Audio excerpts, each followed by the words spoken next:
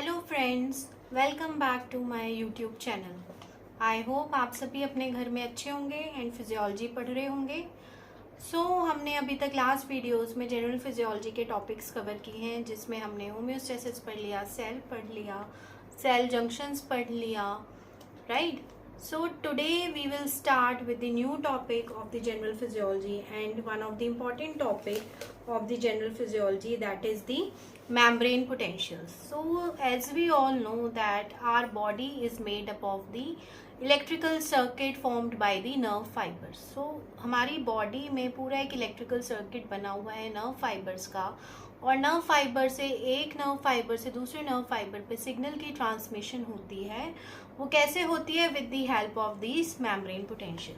So we can first of all classify this membrane potential into the resting membrane potential and the action potential, resting membrane potential and the action potential. सिर्फ nerve fibres में नहीं, even the muscle fibres are also excited with the help of this membrane potential. तो हमारे nerve fibres, हमारे muscle fibres, इनके पास property है of excitability की, they are excited with the help of this membrane potential. अब resting membrane potential क्या है? नाम से ही पता लग रहा है रेस्ट, मतलब जब हमारी सेल मेम्ब्रेन रेस्ट पे है, either the cell membrane of the nerve or the muscle. So it is the potential difference between inside and outside the cell at rest. So क्या है ये potential difference between inside and outside the cell at rest? So let us understand with the help of diagram. So suppose this is the membrane of the nerve fiber, this is the ECF and this is the ICF. Suppose हमारे पास ICF में positive charge ज़्यादा है और ECF में negative charge ज़्यादा है, that is due to the distribution of different ions. So this potential difference, अब यहाँ नेगेटिव है, यहाँ पॉजिटिव है, मेम्ब्रेन के दोनों तरफ एक पोटेंशियल डिफरेंस, एक इलेक्ट्रिकल ग्रेडियंट क्रिएट हो गया। This electrical gradient will be known as resting membrane potential, जिसको हम शॉर्ट फॉर्म में RMP भी बोल देते हैं, ठीक है। अब एक्शन पोटेंशियल क्या है? नाम में ही लिखा है। एक्शन पोटेंशियल क्या है? जब हमारी सेल मेम्ब्रेन एक्साइटेड होती है, एक्टिव होती है।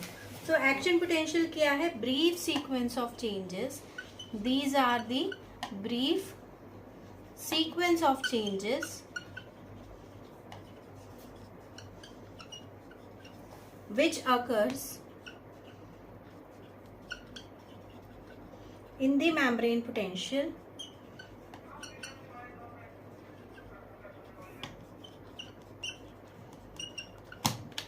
following excitation.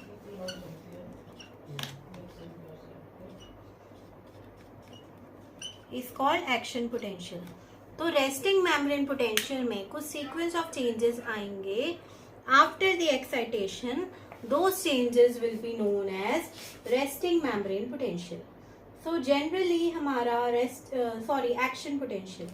So generally जो हमारा resting membrane potential है एक nerve fiber में, उसकी जो वैल्यू होती है that is -70 millivolt. मतलब एक nerve fiber में -70 millivolt की वैल्यू होती है resting membrane potential में। और जब ये नेगेटिव से पॉजिटिव की तरह कन्वर्ट होता जाता है, that sequence of changes will be known as action potential.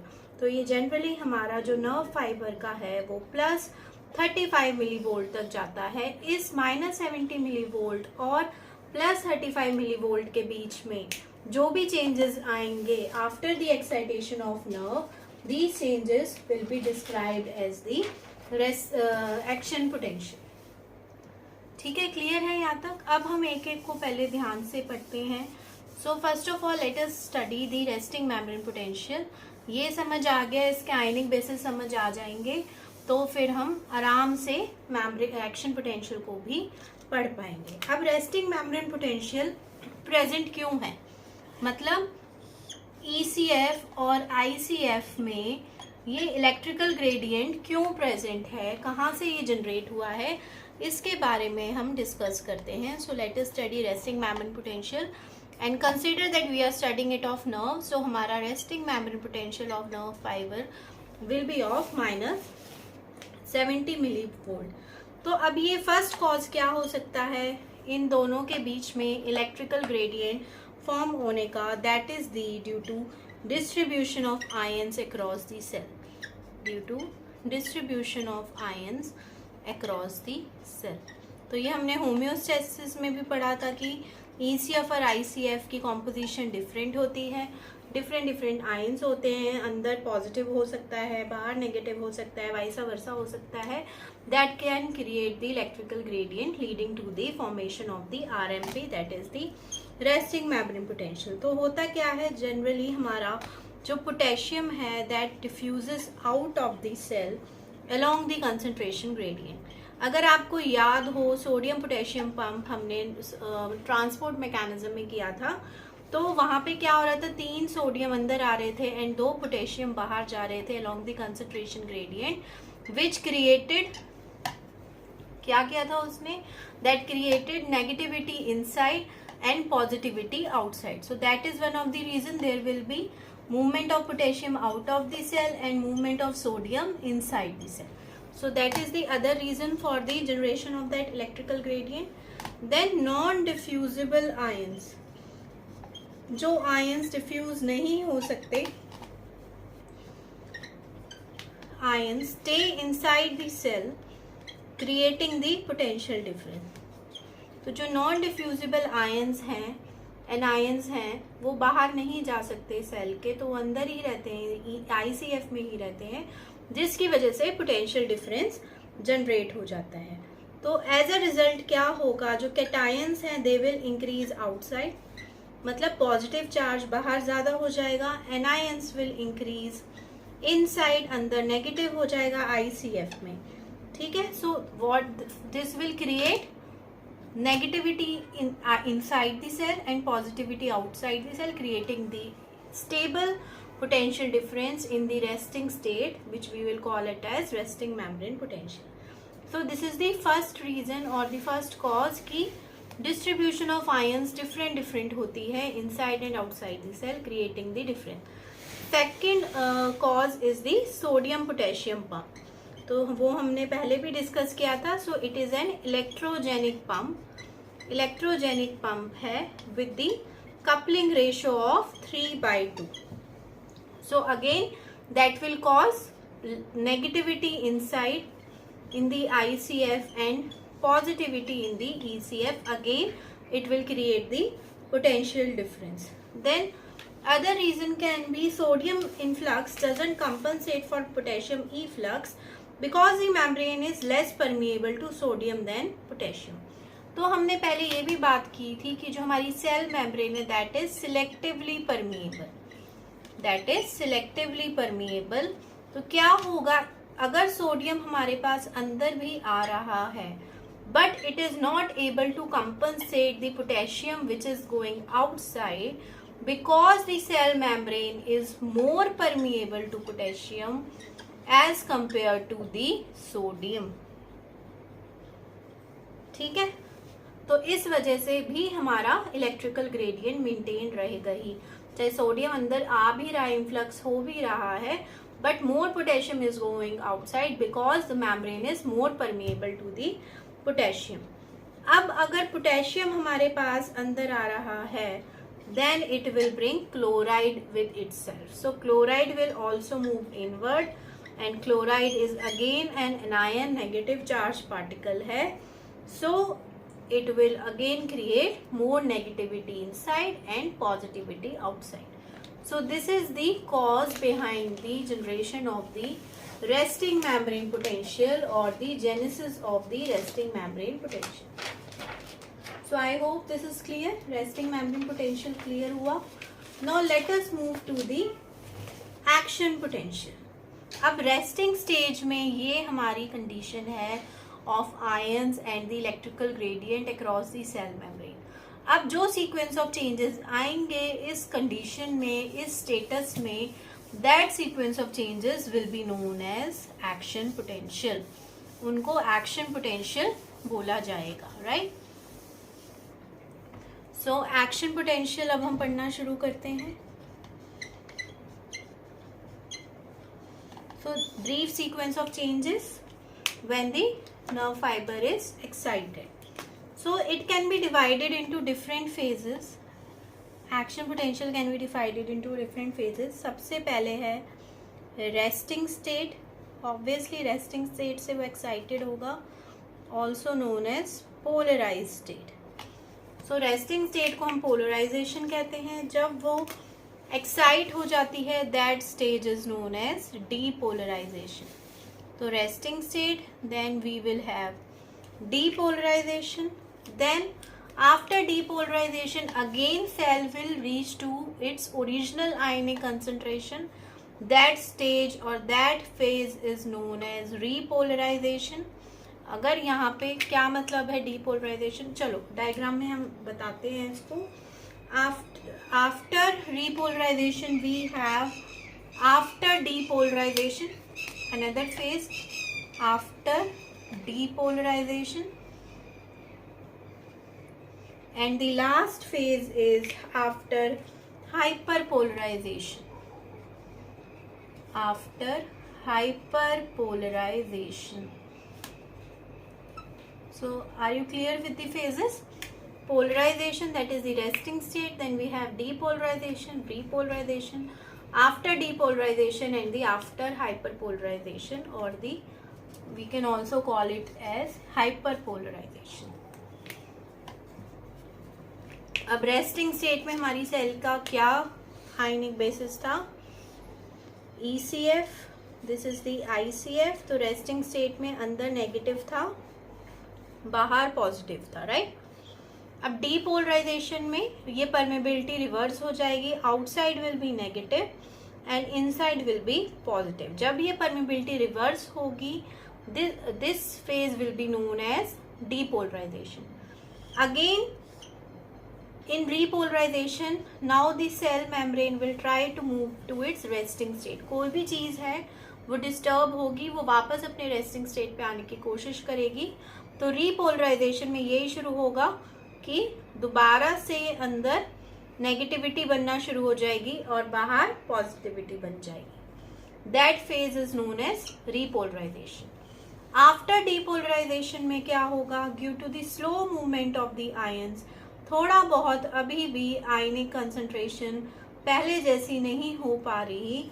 So that is the after depolarization. Hyperpolarization, even after achieving the resting state, there will be some movement of ions that would be known as hyperpolarization. ठीक है, तो जब permeability reverse होगी, that would be depolarization. Repolarization, it will try to achieve its resting state. After depolarization, due to the slow movement of ions, some disturbance will be left. तो उस phase को हम बोलेंगे after depolarization. And hyperpolarization, resting membrane potential achieve करने के बाद भी ionic movement होएगी because of the prolonged opening of the channels. That phase will be known as hyperpolarization. Right, now we have a graph for this that is very very important. तो ये तो हो गए हमारे फेजेस ऑफ एक्शन पोटेंशियल. अब इसका एक graph है जो हमेशा क्वेश्चंस में आता ही आता है, एग्जाम्स में पूछा ही जाता है. Let us discuss it. So we can depict all these phases of the action potential in the form of graph. So let us consider here time in millisecond x axis and voltage at the y-axis in the millivolt. So 0, 1, 2, 3, 4, 5, 6, 9, 10. And हमने बात की है कि nerve fibre का resting membrane potential -70 है. तो फिलहाल हम वहाँ से ही शुरू कर देंगे. -55, -40, -25, -10, then we have 0, then +5 +20 +35 +50 +55। अब आ जाता है हमारा फेजेस। तो यहाँ पे अभी ये रेस्टिंग स्टेट में चल रहा है, ठीक है। Let us draw with the different pen so that it is more clear.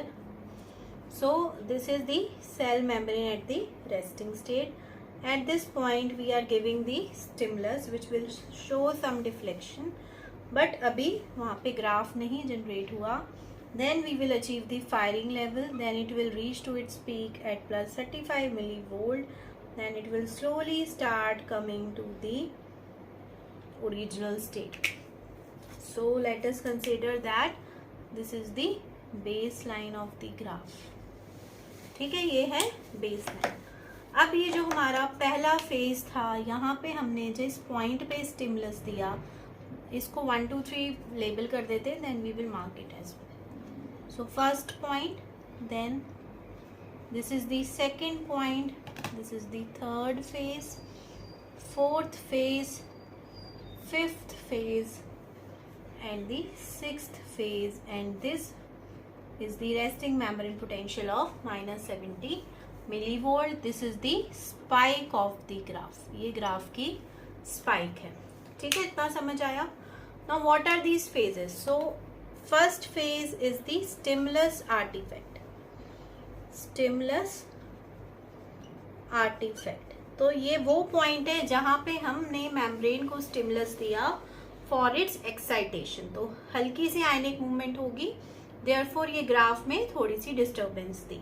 Then again you can see the isoelectric phase, straight line दिख रही है, आइसोइलेक्ट्रिक फेज दिख रहा है. Till this point this whole phase will be known from the point of application of the stimulus till the formation of the graph will be known as latent period. So latent period वो time है between the application of the stimulus till the response. जब हमने stimulus को apply किया और जब response आया, that phase is known as latent period. isoelectric phase होता है. Third phase is depolarization. अब resting state से हमारी जो nerve fiber है वो excite हो गई, ग्राफ आया, and this whole phase will be depolarization. बहुत जल्दी हमारा ग्राफ अपने स्पाइक को अचीव कर गया, दैट इज दी +35 millivolt. उसके बाद फिर हमने बात की थी कि जो चीज़ डिस्टर्ब हुई है वो वापस अपनी रेस्टिंग स्टेट पे आएगी, then graph is again returning back to its original state, that is repolarization. तो फोर्थ जो फेज है रीपोलराइजेशन है, जहाँ पे बहुत जल्दी ग्राफ वापस से अपनी ओरिजिनल स्टेट पे आ रहा है. Fifth phase is after depolarization. After depolarization. तो इस फेज में क्या हो रहा है, ग्राफ आ रहा है अपनी ओरिजिनल स्टेट में रेस्टिंग मेम्ब्रेन पोटेंशियल की तरफ, लेकिन जो चेंजेस आ रहे हैं वो स्लो हो गए because of the slow diffusion of the ions, slow movement of the ions की वजह से. Now the sixth phase is the, इधर लिख लेते हैं, I don't know is it visible और not. So this sixth phase is hyperpolarisation. Hyperpolarisation. तो अब हम देख सकते हैं कि रेस्टिंग मेम्ब्रेन पोटेंशियल अचीव कर लिया इसने, लेकिन still graph is going more negative because of the prolonged opening of the channels. Channels को बंद होने में, जो भी आयनिक मूवमेंट हो रही है उन चैनल्स को बंद होने में थोड़ा टाइम लग रहा है, इसलिए ग्राफ और नेगेटिविटी की तरफ जा रहा है. फिर वापस फिर थोड़ी देर बाद रेस्टिंग मेम्ब्रेन पोटेंशियल की स्टेज पे आ रहा है. दिस फेज, एक्स्ट्रा फेज जो एक्स्ट्रा नेगेटिविटी की तरफ जा रहा है, that phase is the hyperpolarisation. So this is the most important graph depicting the phases of the action potential. फिर हर एक फेज के लिए we have different ionic basis. हर एक फेज में अलग अलग आयंस की मूवमेंट हो रही है. This we will discuss in the next video, because ये बहुत ज़्यादा हो जाएगा, लंबा वीडियो हो जाएगा, that could be boring. So let us focus on this only for today, कि रेस्टिंग मेम्ब्रेन पोटेंशियल क्या है, what are the causes for the resting membrane potential, then action potential क्या है, क्या उसके फेजेस हैं। तो इतना हम पढ़ते हैं आज के लिए। Ionic basis of the action potential we will cover in the next video. Till then, like, share and subscribe my channel, and if you have any doubts you can comment below in the comment section. Thank you so much.